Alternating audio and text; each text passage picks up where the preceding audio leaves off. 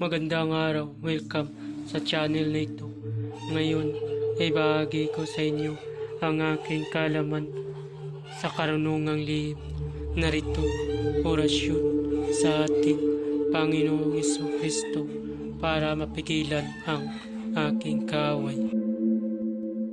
Kung bago ka pa lamang napadpad sa channel ko, huwag kalimutan mag-subscribe and click the bell icon para laging update sa mga bagong video. Salamat po. Pamilin, mahalin at pagkaingatan ang bawat ibinabahagi ko sa YouTube channel na ito. Ang kapangyarihan na kapaloob dito ay lubang maiwaga. Gamitin lamang sa kabutihan at pagganap ng kalooban ng Diyos. Maginhuwaran at laging isa puso't isip ang 7 layunin. Una, isabuhay ang 4 na gintong simulain. Maka-Diyos, makabayan, makatao at makakalikasan. Pangalawa, isagawa ang pag-ibig sa Diyos, pananampalataya at pag-asa sa pamamagitan ng tiyaga. Pangatlo, isakatuparan ang kabutihan, katuwiran, kalinisan, katotohanan, kadalisayan, kaliwanagan at kababaan ng kalooban. Pangapat, ipagpalaganap ang pagkakaisa, pagmamahalan, pagtulong sa kapwa, pagmimisyon, paglilinis ng sarili at pagbabago ng paunlad. Panglima, magkaroon ng pagagalangan, pagunawaan at pagmamahalan sa isa't isa bilang mga kapatid at kapwa-tao. Panganim, maging dakila sa isip, sa salita at gawa para sa Diyos, sa bayan at tao.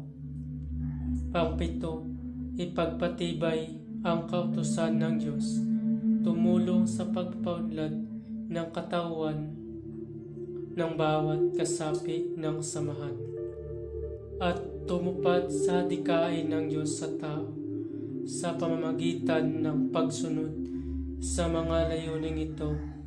Ang isang naghahanap sa Diyos ay makakasumpong sa Kanya at hindi pagkakaitan ng Kanyang liwanag. Pamamaraan, magtirik ng 3 kandilang puti at magdasal ng 3 Ama Namin, 3 Aba Ginoong Maria, 3 luwalhati at 3 sumasampalataya. Pagkatapos magdasal ay isunod ang orasyon sa harapan ng iyong kaaway ng 3 beses usalin. Maraming salamat. Narito ang orasyon. Busos los nom perdero rendido los oro. Busos los nom perdero rendido los oro. Usalin yan ng 3 beses sa harapan ng iyong kaaway upang mapigilan ito. Babala, ang lahat ng orasyon na aking ibinabahagi ay lubang makapangyarihan. Gamitin lamang sa mabuti. Kung sino man ang gumamit sa masama ay mayroong bad karma. Maaari maghirap habang buhay hanggang kamatayan. Bago matapos ang video ito, huwag kalimutan pindutin ang subscribe button and click the bell icon para laging update sa mga bagong video na ina-upload ko. Maraming salamat.